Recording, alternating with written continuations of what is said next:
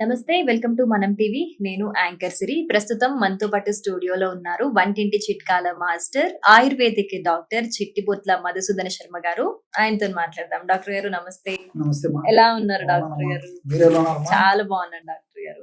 Doctor గారు, ఈ రోజుల్లో అందరికీ ఇది ఒక కామన్ ప్రాబ్లమ్ అని చెప్పుకోవచ్చు. ఈ జనరేషన్ బట్టి నిద్రలేమి సమస్య. అసలు ఈ టైమింగ్ వల్ల కావచ్చు, లేకపోతే ఒక స్క్రీన్ టైం వల్ల కావచ్చు, నిద్ర పట్టదు. పట్టినా తొందరగా మెలకువ వచ్చేస్తుంది. ఎర్లీ మార్నింగ్స్ లేవము. ఈ ఒక ప్రాబ్లమ్ అనేది చాలా మేజర్ అయిపోయింది అందరికి. అసలు ఈ ప్రాబ్లమ్ కి సొల్యూషన్ ఏంటి అంటారు? అసలు ఈ నిద్రలేమి సమస్యకు గల కారణాలు ఏంటండి? దేని వల్ల వస్తుంది ఇది? నిద్ర భగవంతుడు ఇచ్చిన వరం అమ్మా. అవునా? నిజంగా ఇది ఒక ఆధ్యాత్మిక పరంగా చెప్పుకుంటే ఎంతో పుణ్యం చేసుకుంటే గానీ కంటిన్యూ నిద్ర వచ్చే పరిస్థితి లేదు ఈ రోజుల్లో. అవును. సో కంటిన్యూ నిద్రపోతే ఒంటి నిండా ఆరోగ్యం అని చెప్పేసి మన పెద్దలు అవును. చెప్తుంటారు. అవును. సో ఈ రోజుల్లో మరి కంటిన్యూ నిద్రపోయేటువంటి వాళ్ళను మనం వేళ్ల మీద లెక్క పెట్టడం కూడా కష్టమేమో అని అనిపిస్తున్నాం. నిజమే డాక్టర్ గారు. సో చిన్న పిల్లల నుంచి పెద్దల వరకు కామన్ ప్రాబ్లం. ఎప్పుడైతే సఫిషియెంట్ నిద్ర మనం పోలేకపోతామో ఉమ్, దాని యొక్క ప్రభావము దేహం మీద అంటే బాడీ మీద మనసు మీద ఉంటుందమ్మా. ఉమ్, సో దేహానికి సంబంధించినటువంటి ఇబ్బందులు జబ్బులు వచ్చేటువంటి పరిస్థితి ఏర్పడుతుంది. అదేవిధంగా మనసుకు సంబంధించినటువంటి బ్రెయిన్కి సంబంధించినటువంటి మైండ్కి సంబంధించినటువంటి జబ్బులు వస్తుంటాయి. ఉమ్, సో నిద్రలేమి వల్లనే వెయిట్ వచ్చేటువంటి పరిస్థితి ఏర్పడుతుంది. షుగర్ రావచ్చు, హార్మోనల్ ఇంబ్యాలెన్సెస్ రావచ్చు, ఉమ్. అనేక రకాల జబ్బులమ్మా. తర్వాత కాన్స్టిపేషన్ ప్రాబ్లం రావచ్చు, అవును. ఇవి వస్తుంటాయి. ఉమ్. దీంతో పాటు బీపీ రావచ్చు, ఇలాంటివి అనేకమ్మా. అంతేకాకుండా ఈ యొక్క నిద్ర సరిగ్గా లేకపోవడం చేత మరి మెదడుకు సంబంధించినటువంటి మనసుకు సంబంధించినటువంటి మానసిక ఆందోళన పెరిగిపోవడము, అదేవిధంగా మనసు చంచల స్వభావంగా తయారు కావడము, జ్ఞాపక శక్తికి సంబంధించిన ఇబ్బందులు రావడము, అదేవిధంగా కొన్నాళ్ల పాటు మరి నిద్రలేమి సమస్య గ్రాడ్యువల్ ఇలాగే ఎక్కువ రోజుల పాటు కొనసాగడం వల్ల కానీ, లేదా కొన్నాళ్ల పాటు కంటిన్యూగా కొనసాగడం వల్ల కానీ, జరగడం వల్ల కానీ మెదడులో కొన్ని రకాలైన రసాయన మార్పులు జరిగేసేసి పార్కిన్సన్స్ అనేటువంటి వణుకుడు వ్యాధి రావడం కానీ, మతిమరుపుకు సంబంధించిన అని చెప్పబడేటువంటి ఆల్జిమర్స్ అనేటువంటి వ్యాధి కానీ, ఉమ్, ఇలాంటి అనేక జబ్బులు కూడా వచ్చేటువంటి పరిస్థితి ఏర్పడుతుంది. కాబట్టి దేహ ధర్మాల్లో భాగంగా, శారీరక ధర్మాల్లో భాగంగా, జీవధర్మాల్లో భాగంగా ప్రతి జీవికి నిద్ర అనేది అవసరము. మానవ జాతి మినహాయింపు కాదమ్మా. అవును. సో కంపల్సరీ నిద్ర ఉండాలన్నమాట. సో కాబట్టి అంటే కంటిన్యూ నిద్ర అనేది చాలా చాలా అవసరం. ఈ నిద్ర కోసం అని చెప్పేసి చాలా మంది చాలా రకాల ప్రయత్నాలు చేస్తుంటారు. మాత్రలు వేసుకుంటుంటారు, సిరప్స్ తాగుతుంటారు. ఈ మధ్య అయితే ఈ స్లీపింగ్ పిల్స్ కాన్సెప్ట్ చాలా ఎక్కువైపోయింది.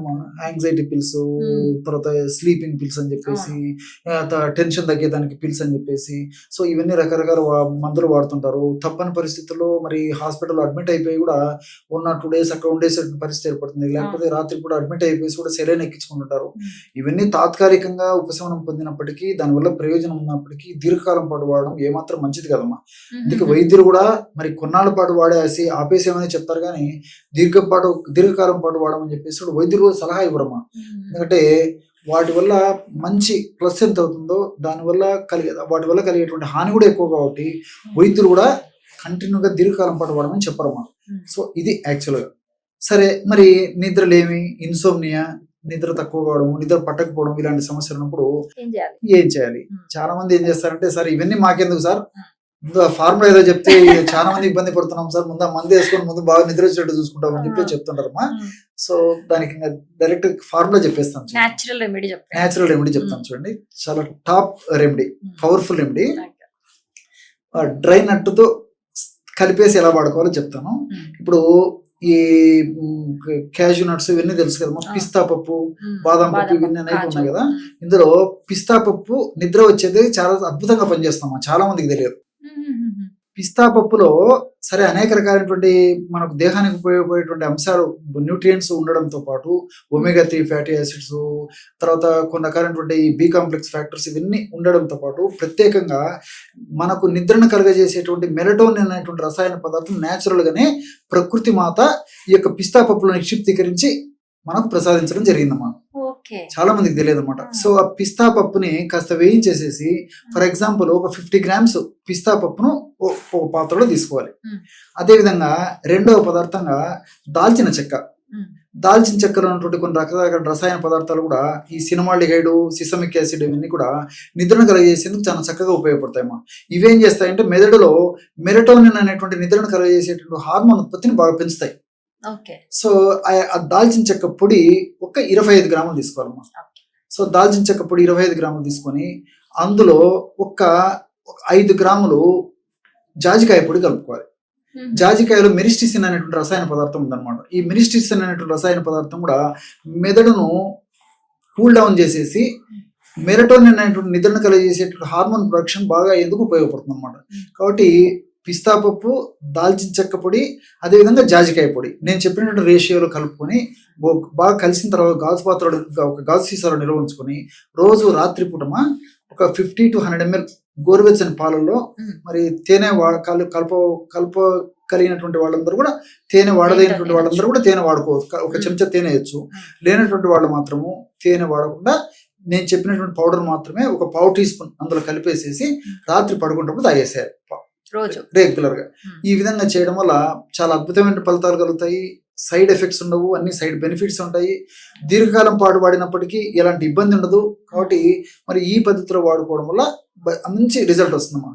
మరి సార్ ఇంత ఉపద్ఘాతం చెప్పాడు దీని గురించి అని చెప్పేసి ఎక్కువ మంది, ఎందుకంటే నేను అవన్నీ ఫీడ్బ్యాక్ కూడా ఇన్ని ఏంటని చూస్తుంటా కదమ్మా. ఏదో 2 రోజులు వాడతారు, 3 రోజులు వాడతారు, 4 రోజులు వాడతారు. సార్ మరి ఇన్ని చెప్పాడు కదా, మాకేమంత ఆశించిన రిజల్ట్ రాలేదని చెప్పేసి కూడా చెప్తుంటారమ్మా. కాబట్టి బాడీలో బయలాజికల్ క్లాక్ అనేది ఉంటుందమ్మా.